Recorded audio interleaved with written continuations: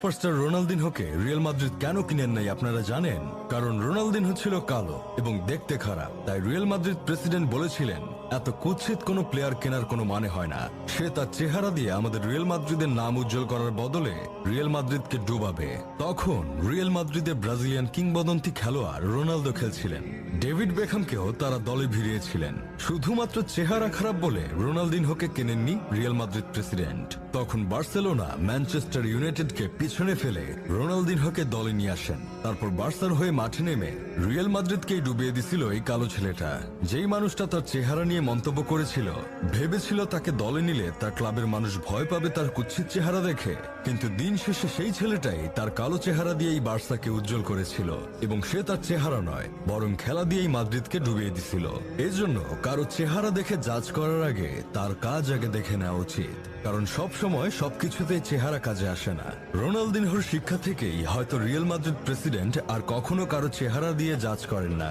ঠিক এই জন্যই হয়তো এখন মাদ্রিদের বেশিরভাগ প্লেয়ারই কালো। ভিনি রুডিগার থেকে শুরু করে Aurelien Tchouameni, Eder Militao, Ferland Mendy, Camavinga, Alaba সবাই কালো। এই জন্য সেই ঘটনার পর থেকে অনেকে মাদ্রিদের এই স্কোয়াড দেখে আলা মাদ্রিদের বদলে কালা মাদ্রিদ বলে থাকে। এখন নতুন প্লেয়ার হিসেবে যে কিলিয়ান এমবাপ্পেকে নিয়ে আসা হয়েছে, সেও কিন্তু এতটা সুদর্শন নয়। মাদ্রিদ প্রেসিডেন্ট পেরেজের মাইন্ডটা যদি সেই আগের মতোই থেকে যেত, তাহলে হয়তো এখন মাদ্রিদে খেলা কালো প্লেয়ারগুলো কেউই মাদ্রিদে খেলতে পারত না। পেরেজের এই ধারণা আর অসুস্থ মন মানসিকতা হয়তো ব্রাজিলিয়ান সুপারস্টার রোনালদিনহোই ভেঙে দিয়েছিল। আপনারা তো রোনালদিনহোকে চিনেন, তাই না?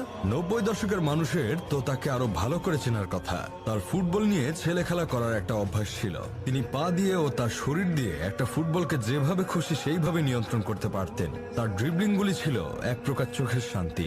তাকে কখনো মাঠে নামলে দেখা যেত না সে গোল করার জন্য অতিরিক্ত ক্ষুধার্ত হয়ে আছেন। তার ইচ্ছেটাই যেন ছিল সে মাঠে নেমে একটা ফুটবলকে যেভাবে খুশি সেইভাবে কন্ট্রোল করবে। তাকে অনেকে মেসি শিক্ষাগুরুও মনে করে, কারণ ছোটবেলায় মেসি যখন বার্সাতে খেলছিল তখন রোনালদিনহো সেখানে পরিদর্শন করতে গিয়ে মেসি ছোটবেলার খেলা দেখে মুগ্ধ হয়ে গেছিলেন। তারপর সে মেসিকে ট্রেন করছিলেন।